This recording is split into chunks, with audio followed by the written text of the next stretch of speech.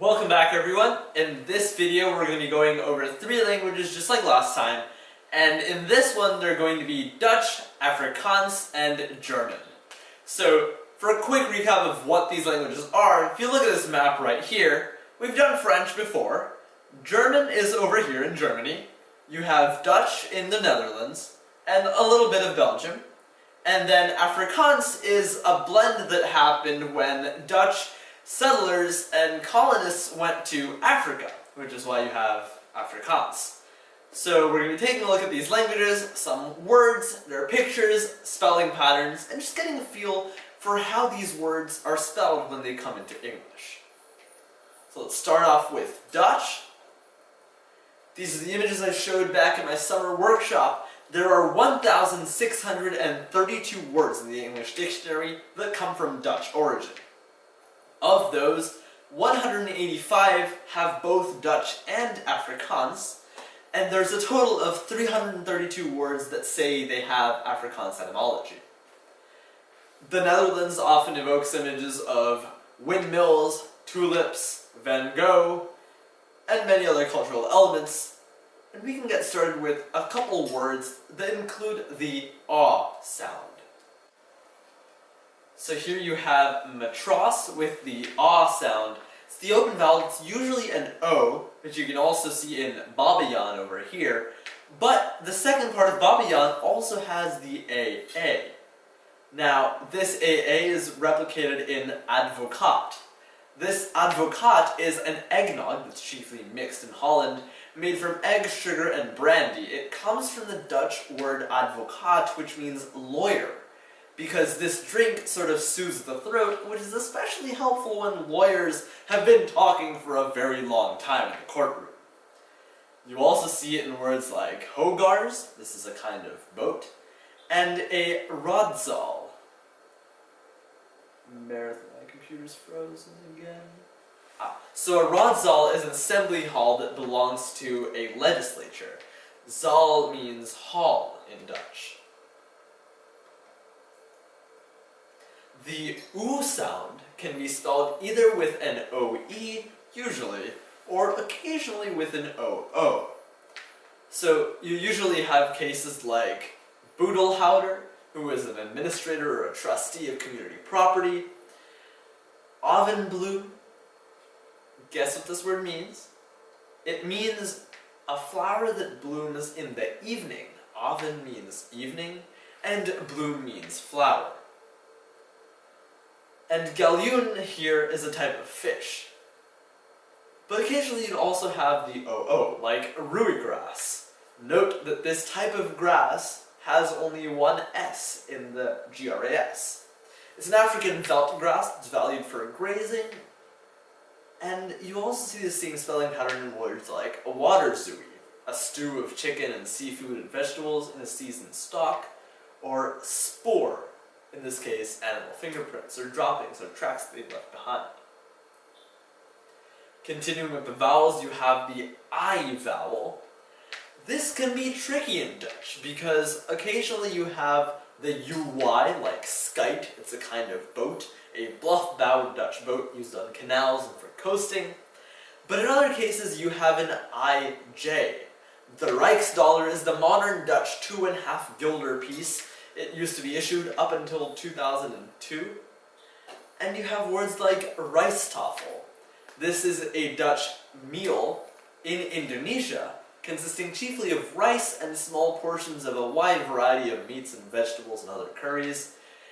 Take a guess what this word comes from. An interesting phenomenon with words that come from Germanic roots are that in English, you'll often find similarities between those words and the Germanic roots that we have. So, rijsttafel actually can be broken down into 2 parts, despite the weird unruly spelling. The first part, rijst, means rice, and the second part, tafel, means table. Literally, rice table. It's a bunch of food on a table, and the centerpiece is a bunch of rice. On to some consonants here. The ch sound is spelled with a G. It's not exactly pronounced like a k or a g, it's like a ch. So, bergaan, or lichte, or laagte. The lichte or laagte is a usually relatively wide and level valley in the veld. A bergaan is any of several southern African eagles. The literal translation of that is mountain hen, from berg, meaning mountain, kind of like berg, and han, meaning hen. This same animal is called battler in French.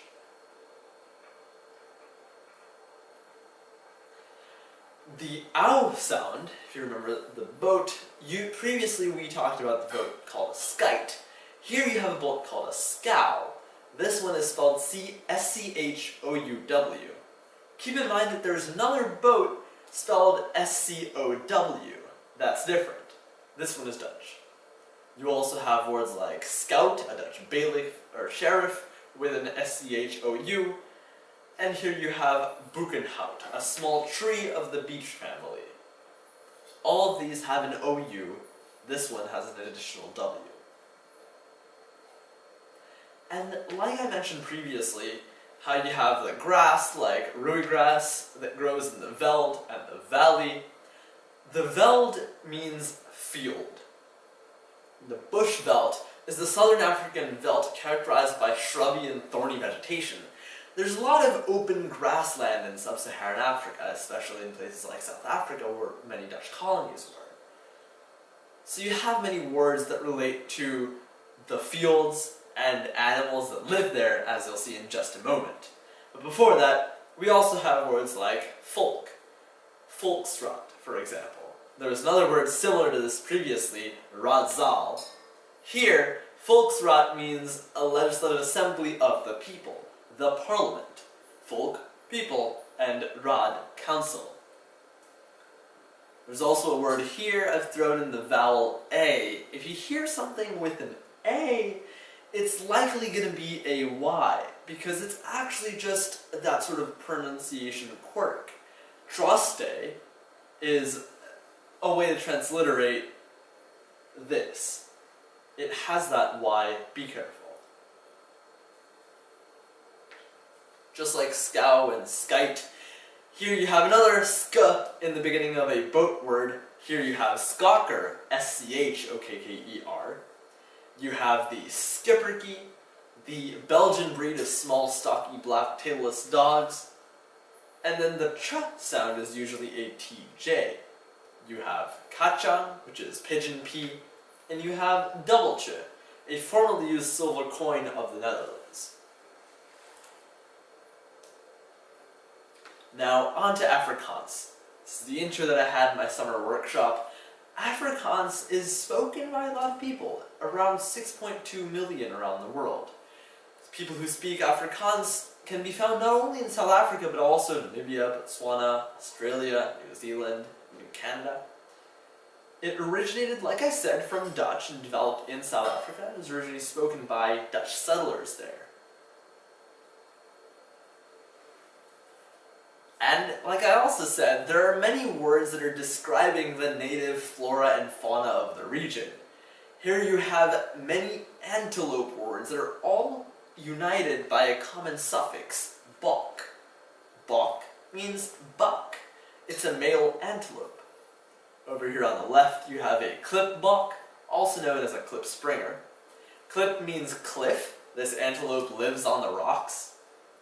You have a gemsbok, a large strikingly marked oryx. You have a steenbok, a reebok. Remember the shoe brand? This one runs pretty fast. Ree means deer, comes from roe deer, and buck is buck.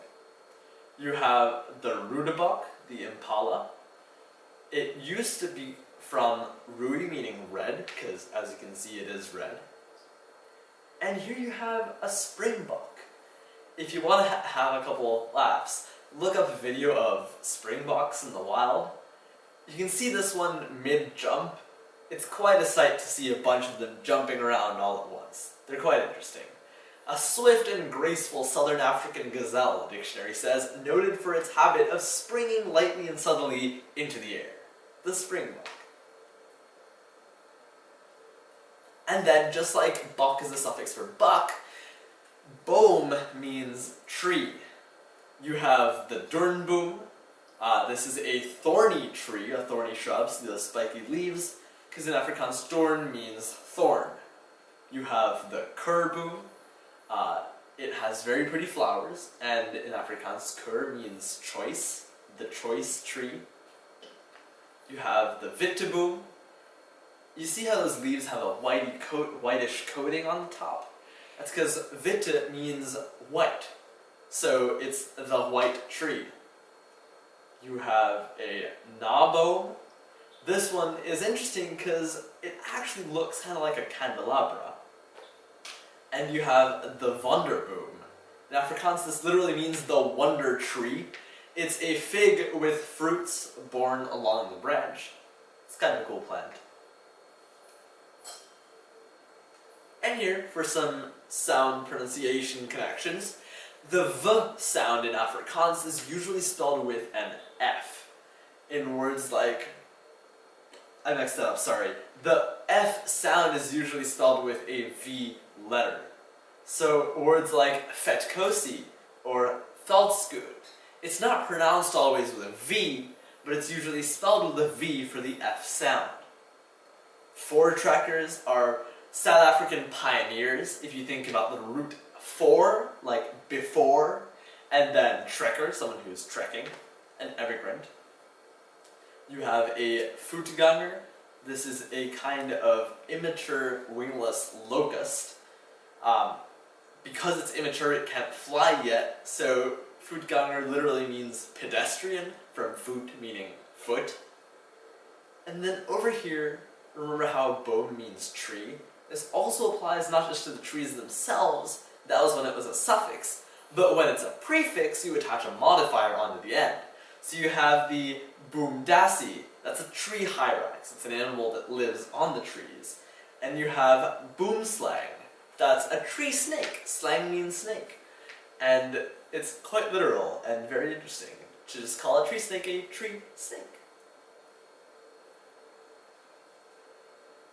Similar to bok, beast is used to describe some other animals, like hartebeest and wildebeest.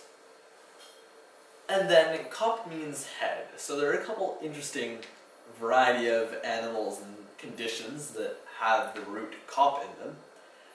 Slangkop, for example, is this plant, and if you remember the previous word, the root slang means snake. So this actually is literally snake head. Some part of the plant probably looked like a snake's head. You have the dikkop here. It comes from dik meaning thick, and then kop head. This bird has a relatively thick head, whoever discovered it decided. You have the doodskap, which is a fish. Doods means death, and kop is head, which essentially combines to create a drinking vessel from the skull.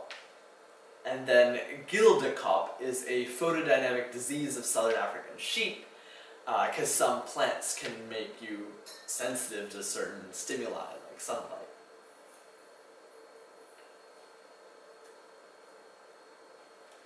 And some more various and sundry animals that are in Afrikaans. You might be noticing that many words from Afrikaans have to do with animals.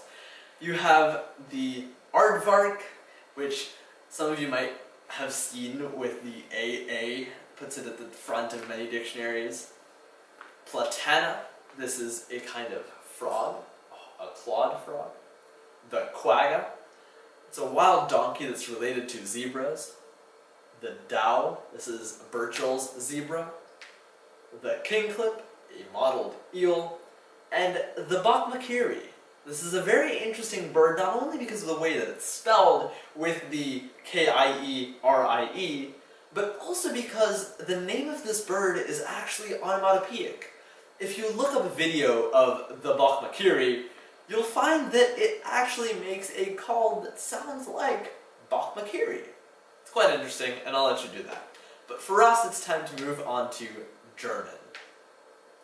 At the summer workshop, here's the assortment of pictures that I had to sort of jog your memory about Germany and what sort of words we might encounter, there are 2,400 German words in the dictionary. Germany has many famous scientists, composers, and there are many words that we have from German that have to do with music, engraving, architecture, scientific words. Let's start with this. The sh sound in German, one of the first consonant combinations you might have encountered, is spelled with an SCH. So you have words like Schnecke, which means cinnamon bun. Literally it's like snail, because cinnamon buns snail around.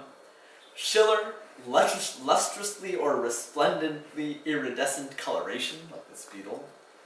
You have Schloss, a German castle or a manor house. You also have words like Schmaltz, a very sentimental music. Pause it, try it on your own. It's spelled S-C-H-M-A-L-T-Z. Or Schappe, yarn or fabric of spun silk. And then back to some etymology patterns like we looked at before. The E sound in German is usually with an IE and sometimes with an I. So the IE is in the most conventional German words like Blitzkrieg, Glockenspiel, Wiesenboden, a kind of soil, Nietzschean, related to Nietzsche, a German philosopher, Kriegspiel, kind of like Blitzkrieg. Blitzkrieg is a very fast, lightning-paced war, from Blitz, fast, and the Krieg, war. Kriegspiel is coming from Krieg, meaning war, and Spiel, meaning game. It can refer to a variety of things, including a type of chess. Rutile is a bit of an outlier here. This exception has just an I. It's a kind of mineral. It sort of takes on that more Latin-y, scientific spelling pattern. The I sound, on the other hand, is spelled with an EI. You have nice, the rock, G-N-E-I-S-S. You have Zeitgeist, spirit of the time, with 2 of the EIs. So here's a little bit of practice for y'all. Here's where you can pause the video after I tell you the information and see if you can spell the words on your own, and then in just a second I'll bring up the spelling of the words so you can compare it with what you tried. Zwieback, a sweetened bread enriched with eggs. That one has an IE for the E sound. Diesel, relating to the diesel cycle of an engine. It's a type of combustion and type of fuel.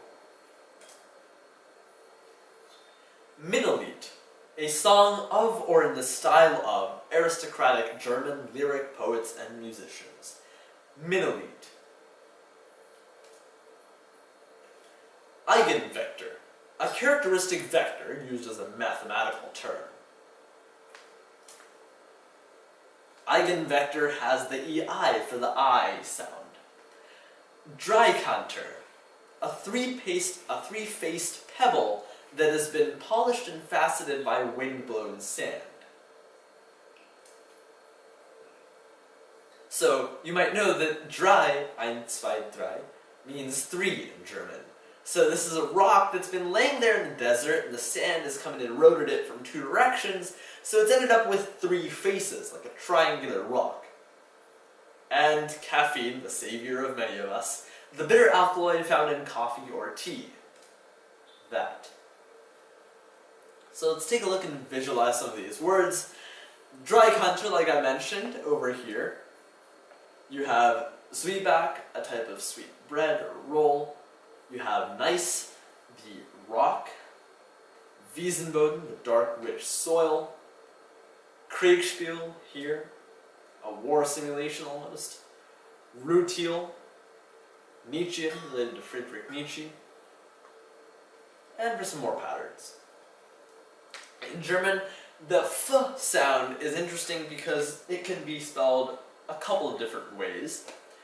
Occasionally you'll have interesting Americanized words like Fußball. Sometimes you have dog breeds like Affenpinscher that have 2 Fs, nothing too complicated there. But then you have tricky words like Pfefferkuchen. It's basically a type of strong gingerbread. Pfeffer means pepper and Kuchen means cake.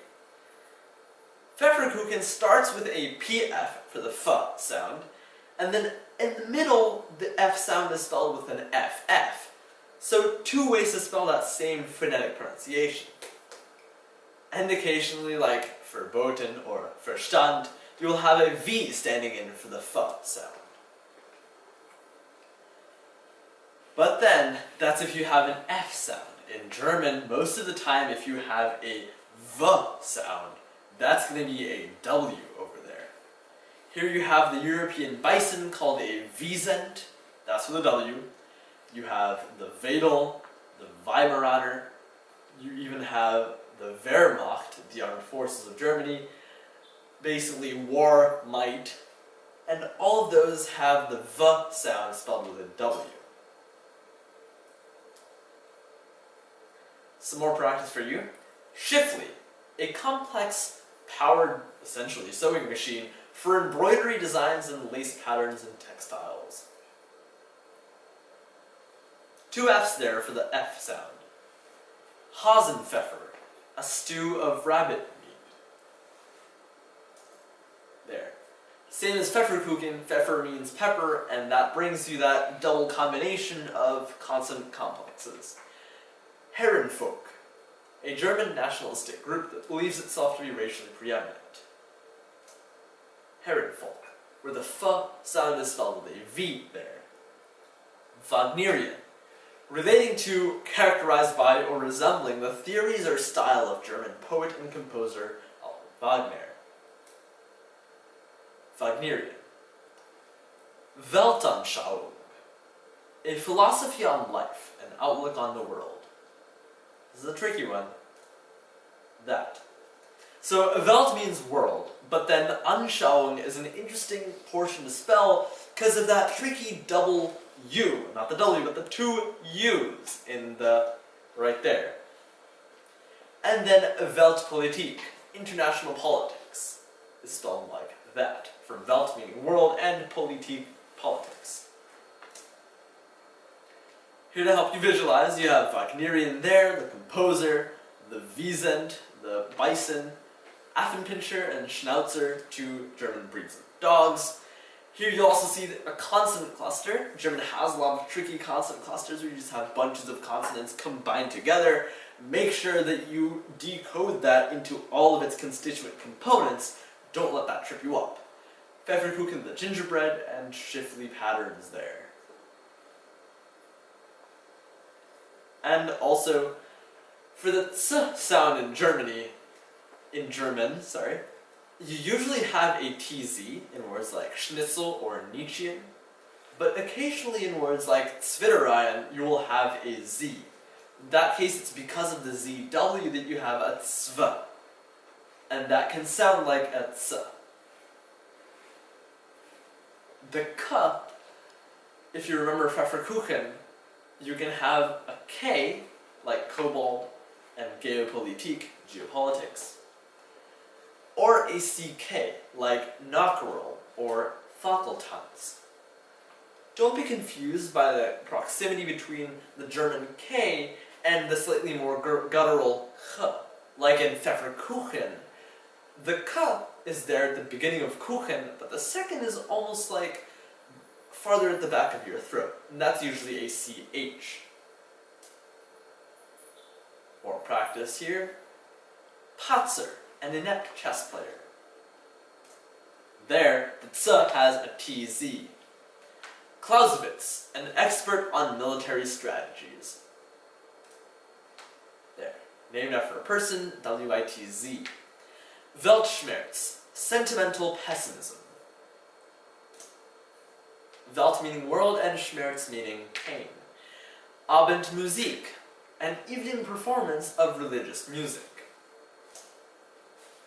Remember how Avondbloem was evening flower in Dutch Afrikaans? Here you have Abend meaning evening, the German counterpart for the same thing. Diktat, a decree or a harsh decision. All of these have the K for the K sound. Nickelodeon, an early movie theater. You might be familiar with this, the TV channel that we have.